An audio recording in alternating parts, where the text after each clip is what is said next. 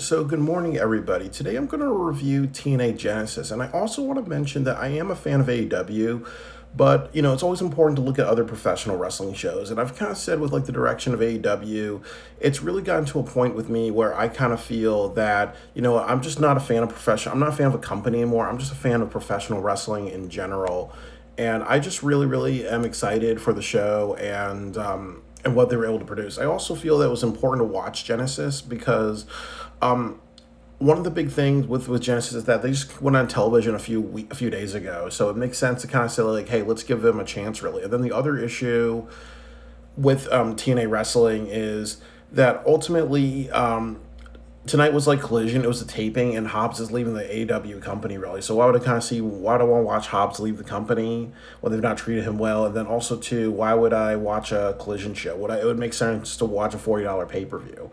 So without further ado, I'm going to review AEW. I know I'm going to review TNA Collision. So the first thing I want to say is that I like that the show was like 3 hours.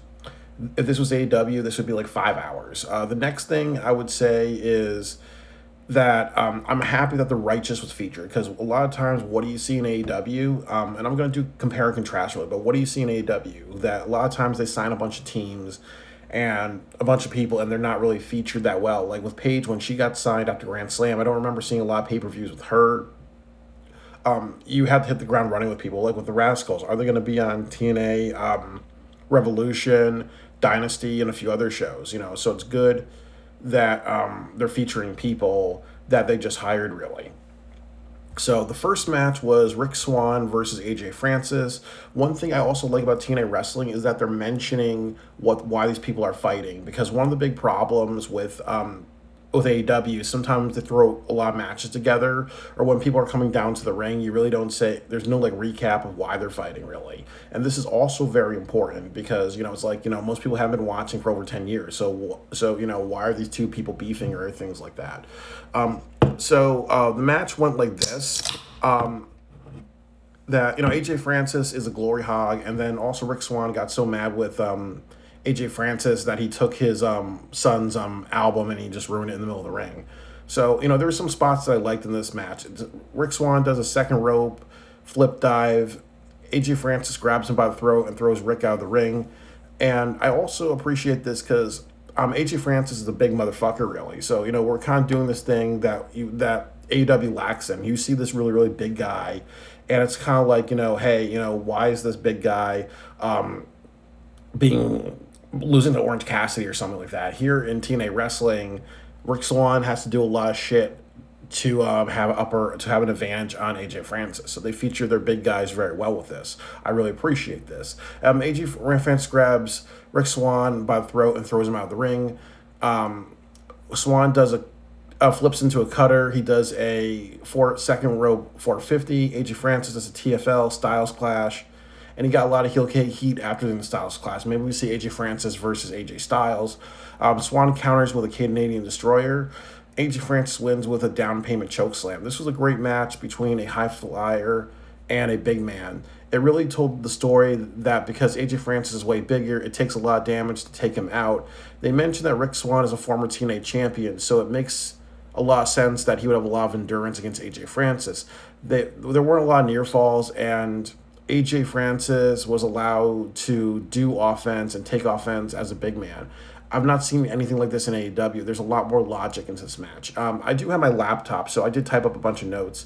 So everything I've said here, really, that, obviously when a smaller guy is trying to face a bigger guy, it makes a lot of sense to say, hey, this smaller guy's like has a lot of championships, or he was a heavyweight champion. So that way it feels more realistic. This isn't Orange Cassidy, facing Brian Cage or something like that.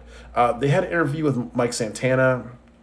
He's talked about like doing this for his daughter, so that's really good because again, a lot of people don't know a lot about TNA wrestling, so you have to kind of make sure that that people understand like why are people wrestling, what's the motivation, why should I care about the main event.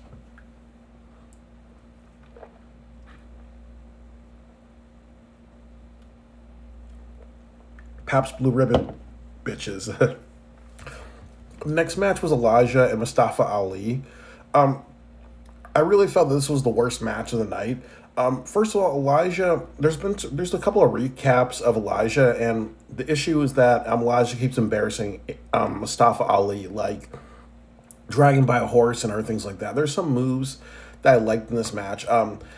Elijah does a pop up power bomb. They're very evenly matched. Elijah keeps fighting back, but one thing that I did not like was that Mustafa Ali has like five people. So towards the end of the match, the referee just says, "Okay, hey, there's a lot of interference." I know that they're trying to book it so the referee's not seeing shit, but this is kind of classic TNA wrestling where they kind of overdo factions, they overdo interference and other crap like that. So I just didn't like this screwy stuff, but I do understand that when you look at the whole show, it was very, very minimal with screwy things, and then Ali does have a faction. So it kind of goes down to what I've said about professional wrestling, that sometimes you have MJF versus Bandito. MJF does cheat, but he doesn't always cheat. There's Robert Roode is the TNA champion. He always cheated every match. That makes him look bad. There are times with John Moxley and the Death Riders where the Death Riders has done a bunch of interference, and then there's times like the Continental Classic where they had no interference. A good heel champion has his faction interfere, not every single time. A good heel champion does not cheat every single match. Really, you got to just have some variety. Really, but I did kind of said to myself, this is classic TNA wrestling with a bunch of interference. One of the other bad matches of the night was Ryan Nemeth versus Maria Shade, if I'm saying her name correctly, or Shade. They didn't mention what their feud was about. I'm not sure why this match existed. I also know that they were very limited with this match because like they're friends with WWE and also they're on AMC. So there could have been something like saying, "Hey, we gotta maybe not take it as far as we can really because we have to make sure that this is like WWE appropriate really." So I felt this match was very limited. Um, Mara, I think Mara Shade's her name. Mara does a sling blade. Nemeth does a missile drop kick. He uses the top rope to get leverage to get a pinfall. And then also too, this match was very, very short. So I appreciate them having short matches. This isn't AEW where everything's super long.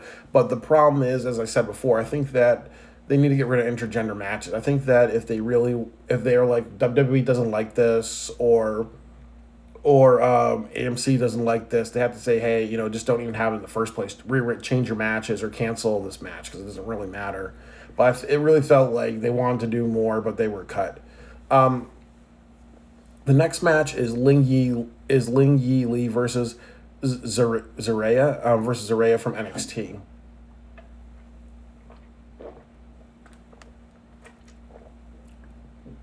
So what I was saying to myself that this is like 5 hours in, and ultimately that's really, really excellent. That it's 5 hours in, 5 matches are done, and there's like maybe 4 or 5 more left.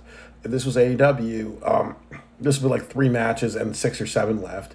And then the other thing that I really liked was that is that there was just one NXT person on the show, and I appreciate this. This wasn't like classic TNA wrestling where you would see something like, oh well, you know what, half the show is just NXT people or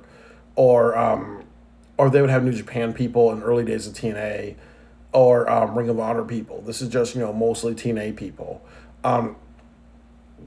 They mentioned that Zaraya is a last-minute replacement because of visa issues with the original number 1 contender. They explain why the matches have a purpose instead of... And as I said before, like I'm happy they explained that, oh, well, we just had to change the match around because if this was AEW, they would just throw matches together. They start with intense grappling and charging at each other.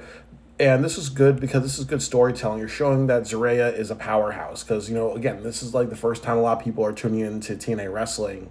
And some people don't watch NXT. So I appreciate that. You're saying Zaraya is a powerhouse. Let's watch what she can do. Zaraya does a Texas Cloverleaf. Lee does a sleeper hold while Lee's doing a sleeper hold on Zaraya. Zaraya does a Campbell in the corner with Lee on her back as a good counter.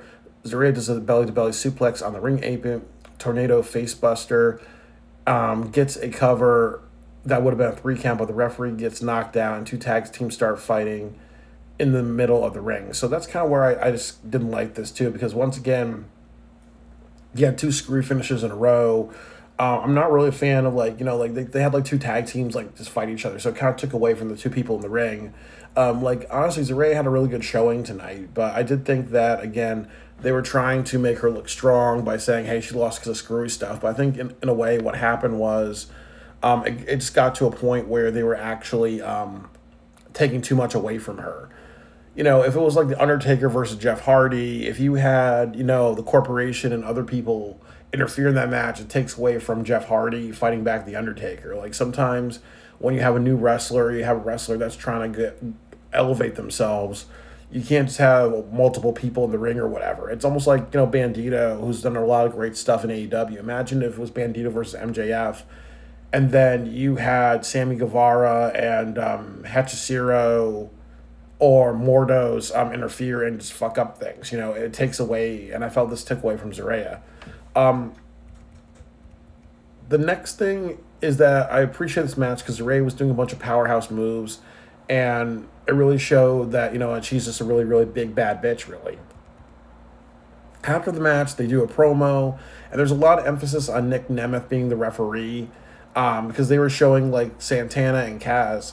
I also appreciate that the show, the Call Your Shot trophy, and they also did explain to this a few times tonight. The Call Shot trophy is exactly like Money in the Bank, anytime, anywhere, and it makes it more dangerous because he's actually refereeing the main event. So whoever wins, he can just say, "Oh well, since you're worn down, I can knock you out." Really. They also cut a promo between the Righteous and the Hardys, highlighting their issues. And I appreciate that because you're telling the audience at home, why are these people fighting? What's the issue? And there's some emotional charge in a lot of these promos that they're doing. That's what AEW lacks because there's not a lot of emotional charge with AEW. I think that they need to watch TNA and say, okay, where can we kind of add add a very, very strong emotion, really, just to make people care about it a little bit more. And I also think that there's emotional beats, and that just means when you make a story, you have to make sure that every single thing you do has an emotional charge into it. It's like I'm drinking my Pabst Blue Ribbon, but if you saw me drink this, get up, get another one, get up, get another one, get up, another one, it could be seen as comedic or it could be seen as that I'm an alcoholic, really. But TNA has emotional beats, and that's what hurts AEW. I would say that the most emotional match that ever happened in AEW was the Lights Out match with Hangman Swerve. Like, because you remember, like, that storyline, that hype, that build before the match, before they had the match at the pay-per-view, you saw them, like, walking to the ring but having a bunch of escorts, security guards saying, hey, you guys are not going to fight or whatever, really. So with TNA, they do a way better job of building suspense and tension with all the wrestlers having a bunch of emotion and other shit at each other, a bunch of animosity, and that's what their advantage is over TNA wrestling, and that's what their advantage is over AEW. AEW lacks in that department. That's why TNA does better with story, and it's not that hard, really. So the next match was the Hardys versus the Righteous.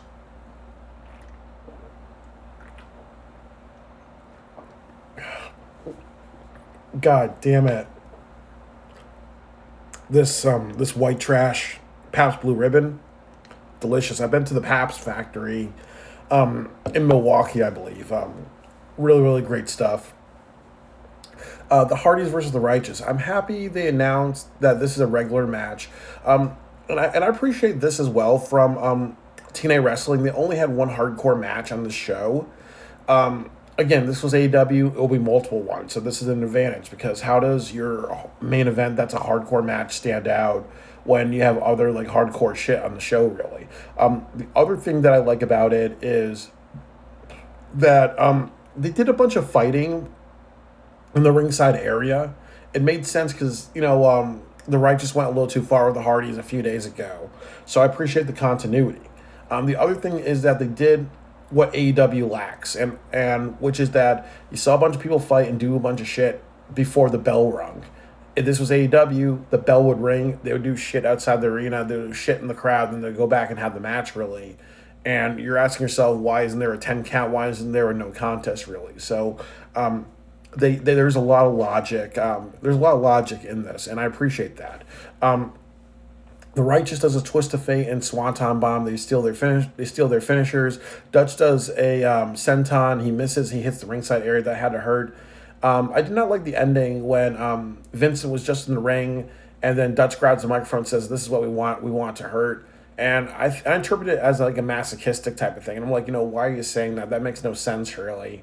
Usually, if you have wrestlers that say cryptic shit like that, you have to kind of give them a bit of a backstory. Like with Kane, he's a little bit sadistic, so you spend a couple of years establishing he's a sadistic character. Or Bray Wyatt, he was on NXT getting familiar with people before he went on the main roster and talked in a very like cryptic way, really.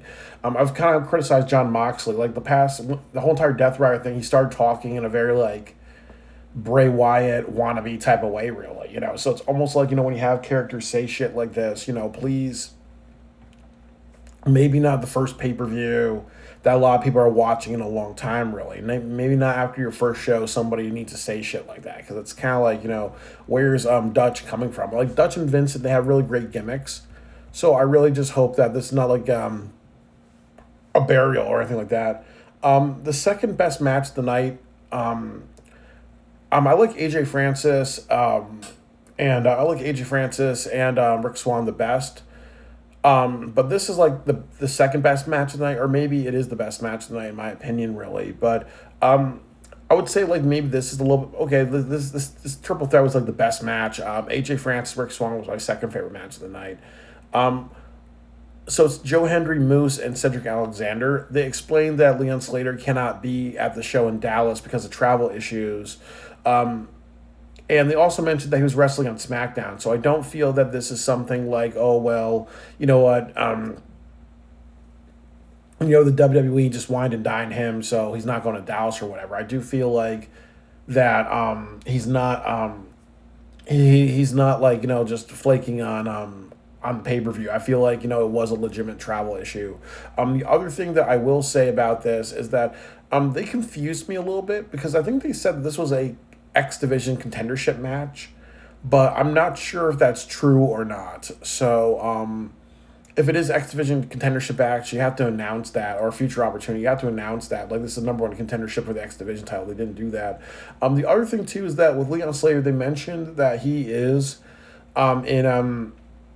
they mentioned that Leon Slater was on SmackDown wrestling Carmelo Hayes. So I really just think that that's not a bad look for him. They're showing, hey, you know what? Here's our guys really doing great things, really. So I don't feel like this was just ultimately like Carlos Silva is taking it up the ass from WWE more than he usually does. The same way, Dave Meltzer takes it up the ass of Tony Khan, and then the other thing is that in this match, Moose is definitely one of those wrestlers that I feel he should be in WWE. I do feel like, you give him a lot of really great shit. Anywhere he goes, he is a great champion. Like, even if he went to AEW, really, like, Moose is a bad motherfucker, really. Like, honestly, he's just like an X Division version of Bobby Lashley, really. Like, he's one bad motherfucker. He's one of my favorite wrestlers. He has intensity. He really goes. He really travels. He really just does a lot of really great shit. Like, honestly, Moose is one of my favorite wrestlers nowadays. I also like I do also like what's his name? I do like Joe Hendry. He does a lot of great stuff. I also like AJ Francis, because he has like a really cool look about him. So in this match, Moose does a missile dropkick to Alexander. Hendry does a head scissors on Moose. Moose power bombs Alexander onto the apron. And then Joe Hendry does the same thing to Moose. Hendry does a back-to-back. There's a back-by drop onto Moose, onto the ring. Hendry drops Moose on the ring steps with a back-to-back body drop. And there's a bunch of people checking on Moose, including Carlos. And they also mentioned that Moose has back problems. So I really appreciate this continuity, but also the referees doing their job and saying, hey, you know what, this is a weak spot for Moose's back, really. There was a big pause in the match, and I kind of felt that it was a little too long, but this was a little, it made a lot of sense, though, because Joe Hendry's not a heel. So So it makes sense that he would be concerned. They would kind of pause the match a little bit, but the ending was really good. So I'm gonna like kind of like not really add that as a criticism too much. But they had a one match with Cedric Alexander and Joe Hendry. I think for a second I thought that Moose was gonna get a quick win, like he's just playing possum. But no, that's not what he did really. Josh Alexander hits a Michinoku driver. Moose comes back and hits drop kicks and sentons and does a really great job selling his injury. And again, if this was AEW, he would be dropped on his head and he would still keep on going, really. If this was AEW, he would be going through chairs and tables or a burning table, and then he would be keep on going, really. So I really appreciate his ability to sell an injury, and it's as simple as that, really. Moose hits a superplex. Henry responds with a vertical suplex. Henry does a pop-up powerbomb to Moose. They do a great... and also, one thing I like about this is that they do a great job recapping and showing replays of moves that hit. Like, when I go to these AEW shows, they don't do that much. When something epic happens, you need to recap and replay it to say, oh, well, if you missed it, here it is, really. Or, oh, well, this is why this is good, really. Joe Hendry ends up winning. It's a controversial choice because I believe he is signed to WWE now, but he's very over with the audience, so it makes sense to do that. And also, too, if you want to do... I'm not sure who the X Division champion is. I believe it's Leon Slater. So if you want to do Leon Slater... I don't want to see Leon Slater and Joe Hendry. I mean, I don't want to see Leon Slater and Moose. You already did that. So it needs to be Leon Slater and Joe Hendry. Just to do something different. You know, this is not like AW doing Kyle Fletcher, Mark Briscoe ×7 or something like that. I also appreciate... this. I'll say this about Leon Slater, that I think he's getting a lot of momentum in TNA wrestling. Like, he could be a big star one day. So I really think that you need to do Leon Slater versus Joe Hendry. And the last opponent on TNA wrestling for AJ Styles should be AJ Styles versus Leon Slater for the TNA championship, or AJ Styles versus Leon Slater for the X Division championship. I think that if you really, really want Leon Slater to become a big star, it needs to be him and Joe Hendry, him and AJ Styles. And then you put the world behind Leon Slater. The other thing is that they did a video montage hyping Thursday's show, and that's another thing that I like about this over TNA wrestling, because one of the big problems with AEW is that you will see maybe a backstage segment, but you don't see like, oh, well, this is what's going to be on, and then you see a lot of graphics of what's going to be on the Wednesday show for AEW. But here, you do video packages, you show why people are having a grudge, people talk about why they're having a grudge, they do voiceovers of why they're having a grudge, and then you know what they're going to do on Thursday. So again, I appreciate what they're doing, which is they're not throwing shit together. They're saying, hey, this is why these people are beefing. Hey, this is why these people are pissed off at each other. Or they're articulating why they're feuding with each other. And that's what, as I said, AEW lacks this. They lack the emotional beats, and that's what hurts them, and that's where TNA is stronger. There's emotional beats in TNA wrestling more so than AEW. They announced that the next pay-per-view is in Nashville, Tennessee. That's Valentine's Day weekend. I need to just make sure I can go. Really, fingers crossed, because Nashville is like one of the greatest cities in America. Really, my heart is in Nashville. I would love to go to Nashville. And there's a place called Dino's Burgers that has really great burgers there. And there's also a place called Fat Mo's that has really great burgers there. But, I really want to go to Nashville. I hope this works out for me. And hopefully we get the Cowboy James Storms. A lot of things that I'm really, really fucking hoping for. Like it's a drink to that, and hopefully it's a wishing drink to that.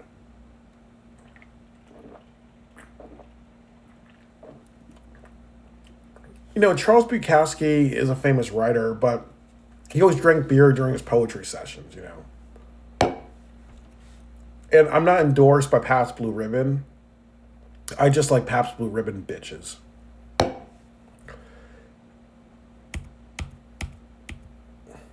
So, the last match of the night was Mike Santana versus Frankie... The last match tonight was Mike Santana versus Frankie Kazarian in a Texas death match with Nick Nemeth as a special guest referee.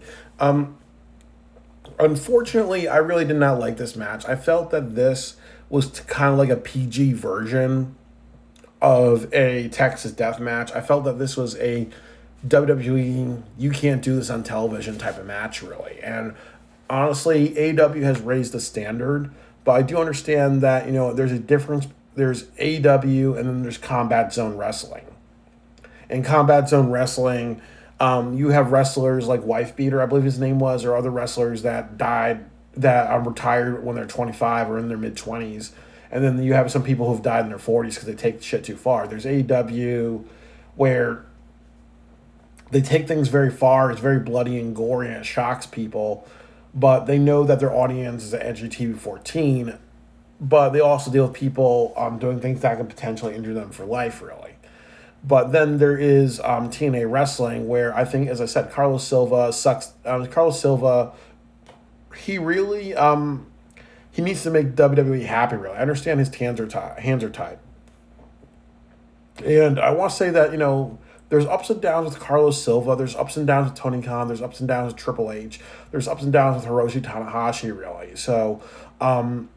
Even though I poke fun at Carlos Silva for dick sucking WWE, there's other things that people can make fun of with other people as well, really. He's not perfect, nobody's perfect, but there's some things that he does right. But I did feel the Texas Death Match was very lackluster, and it wasn't a good match. It had some intense moments, but it wasn't as tense as I seen in AEW. And it really needed to go to that bloody, hardcore. This is what a Texas Death Match is, really, because you've seen Dusty Rhodes do death matches. You've seen Terry Funk do death matches. I think Mick Foley's done death matches, Texas death matches. If you want to do a Texas death match, it has to kind of have that lineage of shocking, violent, line-crossing shit, really. And I did not feel that this match had that. So, one thing I appreciate, and AEW lacks this too, is that they announced the rules of this match. How do you win a Texas death match? How many times have I seen the Pure Championship on Ring of Honor, which is owned by AEW, and they don't explain the motherfucking rules of that motherfucking title? How many fucking times have I fucking seen in AEW where you have defend the IWGP Championship and you say it's a 20 count? How many times have I seen in AEW where they don't announce the rules of Blood and Guts? How many times in AEW have they don't announce Anarchy Arena rules? How many times have I seen other stipulation matches where they don't announce the fucking rules in AEW? So here they did it right. If you're gonna have a special stipulation, if you're gonna do things a little bit differently, you have to explain the rules. Like, for example, in AEW, there's a rule, and I agree with this, that in tables matches, if you accidentally fall into a table, it doesn't count. Your opponent has to do the offensive maneuver of putting you through a table for it to count. So, but I remember when they had that stipulation for the first time, they didn't announce that. But I appreciate them announcing the rules in this so people know what the fuck is going on, really, or they're not a little thrown off, really. I appreciate that very deeply. I know with NXT, the first time I saw in Bridgeport when they had like a show, they announced the rules of that 5-pack challenge where people go into the penalty box and other shit like that. Pardon me, I'm a little like buzzed. The other part of it that turned me off was that they started with high flyer stuff in the ring, and then when they started to fight in the arena, that's kind of when I said that was kind of when it killed the match, really, because I was like saying to myself, this feels very AEW, where they go out into the arena and they're almost copy and pasting AEW a little bit. I also felt that, when you go out into the arena, that's what you do during a hardcore match or a street fight or match. You don't do that during a Texas death match. In a Texas death match, you usually stay in the ring and you do like messed up shit and stuff like that. But I felt like false count anywhere in street fights, you can do that throughout the arena. But here, I didn't feel that was appropriate. Mike Santana hits a pile driver on Kazarian through 2 chairs. This leads to a 3 count. And then they also said in order to win the match, how it goes is that you get a 3 count, and then your opponent has to not respond to a 10 count. So Kaz responds to that. And then the other thing was that Kaz does a splash. Mike Santana tries to do a splash on Kaz. Kaz responds with a cutter, and then he goes to the ringside table.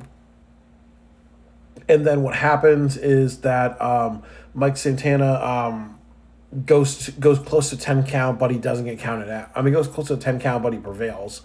Kaz counters with a splash.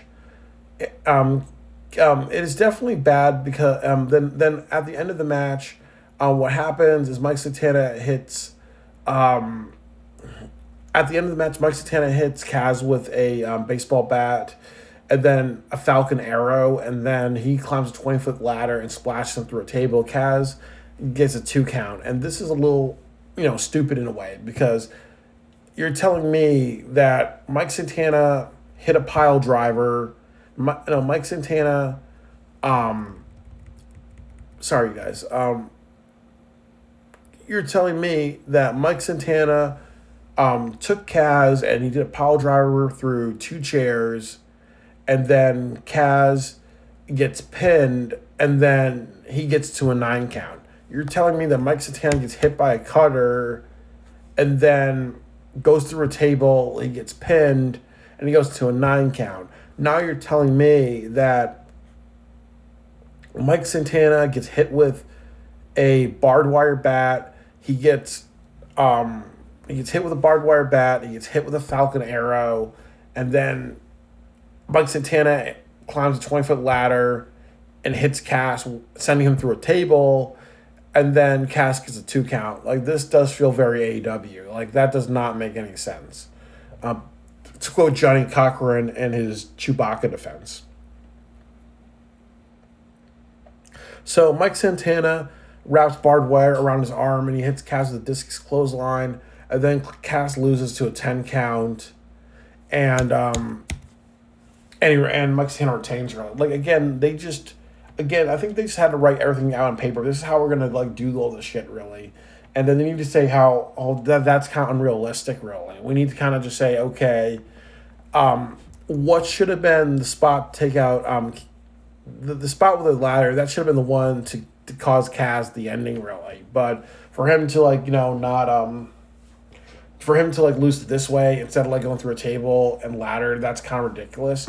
And I understand because I worked in filmmaking, I've done a lot of short films and other shit like that. I understand that when you're in this mode, when you're always working, when you're always making last minute decisions, you're not gonna think because you're too damn busy to think, really. It's hard when you are a filmmaker because when you do filmmaking, what happens is that, and you do production and professional wrestling and television, you get a lot of ideas together, and then sometimes some of the ideas need to be rearranged a little bit. You're not always thinking because you're always working against the clock, really. So I understand maybe why they made that mistake, but that was a significant mistake. They had there were spots that they should have done. There were spots that should have been in different orders. The climax should have been Cass going through a table after Mike's hands climbing 20 feet. Really, there should have been a lot more blood. It should have been in the ring more instead of just, hey, we're going to actually go into the audience, really. There's been better hardcore matches I've seen in my life. This is definitely anticlimactic. Nick Nemeth does his call your shot opportunity, but there's no referees in the ring. He calls for a referee. Then Mike Santana says, oh, well, before we're getting a referee down here, I'm going to whoop your ass. He whoops his ass, and Mike Santana's the champion. So overall, they have a show in Nashville, No Surrender.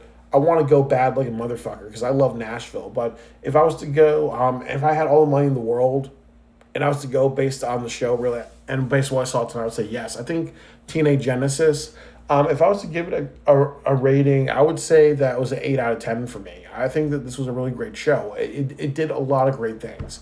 Number one, it was 3 hours. I appreciate that. I do not like AEW when they had the 8-hour show at All In. Honestly, that was the worst show that I've seen last year because of how disrespectfully long that is. And there's a term, disrespectfully long, because if you make this 6 or 7 hours and people are leaving around midnight, or in Texas, it's the central time zone. So if people are leaving around 11 or midnight or 1 or 2 or 3 in the morning, that's not good. I reviewed this, and this was 3 hours for me to sit down and watch this. And that's 3 hours of my time. This is not 5 hours, 6 hours, 7 hours, 8 hours. I got to go to bed and go to work in the afternoon, work 14 hours, 2 days in a row, really. So 3 hours is acceptable. 4 hours or 5 hours for a WrestleMania or an All In or a Bound for Glory, I can appreciate that. But this, they did a lot of good things. And they also explained to you guys what the hell are these people doing? Why the hell are these people fighting and other shit like that? Because if you don't do that, then it's like, why the fuck am I watching this? It's just carnage and action with no story. Like I've said before, AEW is like pornography. In pornography, you care about the action, not the story. In other wrestling promotions, they care more about the story and other shit like that. And that's the main difference. Um, but as I said, like I think like some matches were a little bit lackluster. Some matches shouldn't have happened on the show, like Nick Nemeth, like Ryan Nemeth, and that girl he faced. I felt like the Texas Death Match, it was anticlimactic. I felt like this was like a WWE telling them you can't do that on television because we don't want this to be too gory or whatever. So if you're gonna have matches like that, really, they should have said it should have been a street fight. They should have said, oh, we should have done the Texas Street Fight or something like that, or like we should have done a street fight, or no DQ type of thing. Really, they should have said, okay, we're gonna make it a no DQ, anything goes, and they would have been fine, really. But the positives outweigh the negatives.